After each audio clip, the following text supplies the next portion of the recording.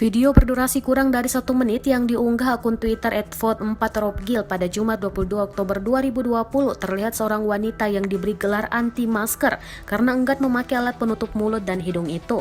Wanita yang menggunakan rok pendek itu pun terlihat sesuka hati meludah hingga mengenai seorang penumpang pria di dalam bus tersebut sambil menyebut sangat menjijikan. Setelah meludah sembarangan hingga mengenai dahi salah satu penumpang pria, dengan seketika tindakan wanita tersebut mendatangkan kemarahan lelaki Asia tersebut. Pria itu langsung bangun dari kursinya dan langsung menolak wanita itu keluar dari bus hingga tersungkur ke aspal jalan. Para penumpang lainnya yang berada di dalam bus terlihat menggunakan masker dan semuanya tidak bergerak untuk melerai. Hingga tulisan ini dimuat, video wanita yang meludah sembarangan di dalam bus tersebut telah ditonton lebih dari 3,3 juta kali tayangan. Setelah diunggah, video itu mendapat berbagai respon dari para warganet. Mayoritas netizen mendukung atas tindakan pria tersebut sembari memberi pelajaran kepada wanita yang tidak mengenakan masker itu.